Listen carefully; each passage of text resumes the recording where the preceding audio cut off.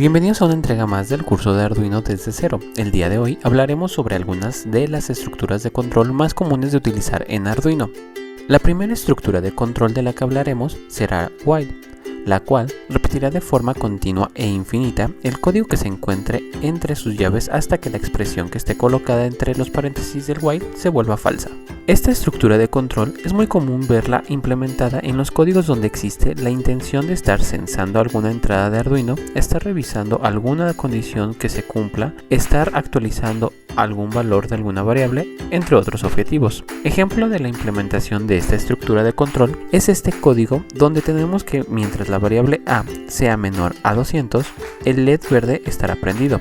Pero una vez que el valor de a sea igual o mayor a 200, el LED verde se apagará y el LED rojo enciende. Otra estructura de control y que es parecida al while es el do while, en cual prácticamente es lo mismo que la estructura while, pero con la pequeña diferencia que el do while primero ejecuta la rutina que está dentro de las llaves del do y después revisa si se cumple o no la condición dentro del while. Muestra de esta pequeña diferencia existente en el do while respecto al while es este código donde dentro del do tenemos la instrucción de encender el LED verde durante 3 segundos y como condición en el while tenemos que a deberá ser igual a 2, por lo que el LED verde solo debería de prender cuando a sea igual a 2.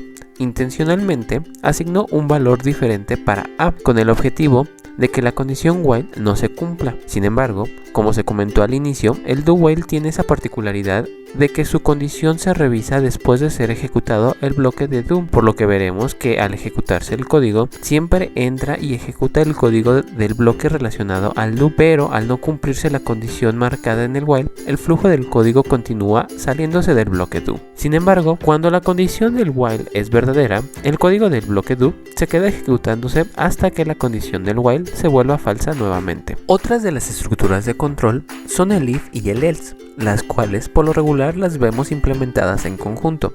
La estructura del if lo que hace es revisar si una condición se cumple o no y con base a ese resultado es si se ejecuta o no el código que ha sido vinculado al if. Por otro lado, el else se ejecuta cuando la condición del if ha resultado falsa, lo que permitirá ejecutar el código vinculado a la parte del else. Este else se puede implementar junto con el if, lo que nos permitiría realizar más pruebas de condiciones tantas como queramos. Cabe señalar que la estructura if, a diferencia del while, solo ejecuta una vez su código relacionado para después seguir al resto del código existente posterior al bloque if. Pasando a otra estructura de control, tenemos al for, con el cual podemos ejecutar un código de forma repetitiva de acuerdo a la condición establecida entre sus paréntesis. Para esta estructura utilizamos un contador dentro de su condición. Ejemplo de la implementación de esta estructura de control sería este código, con el cual prendemos y apagamos un LED 15 veces mediante la implementación del for, donde dentro de sus paréntesis primero declaramos una variable de tipo entero llamada x, que a su vez la igualamos a 0. Colocamos punto y coma para después colocar la condición a cumplir, que será x menor que 15.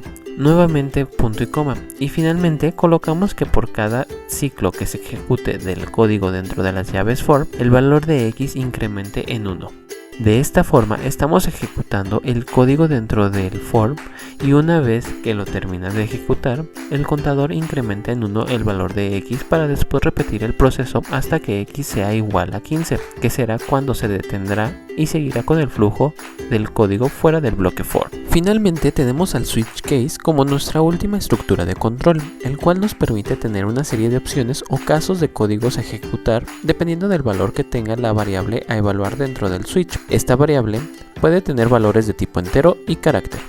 Cada opción o caso de código cuenta con una instrucción llamada break al final del código. Este break permite que una vez que se haya ejecutado el código del caso seleccionado, se salga del bloque correspondiente al switch case y siga con el resto del flujo del código, por lo que si se omite el uso del break al final de cada código de los casos, el flujo del código seguirá dentro de la estructura del switch, lo que provocará que siga evaluando el resto de los casos respecto a que si coincide o no alguno de ellos con el valor de la variable evaluada en el switch, causando un delay delay considerable en el código, ya que saldrá de este bloque hasta que termine de evaluar todos los casos, no importando que todos sean falsos. Ejemplo de esta estructura de control es este código que nos permite encender el LED verde cuando el valor de la variable a es igual a 3, encender el LED rojo cuando el valor de la variable a es igual a 4 y encender ambos LEDs cuando el valor de la variable a es igual a 5. Si ninguno coincide, los LEDs se mantienen apagados.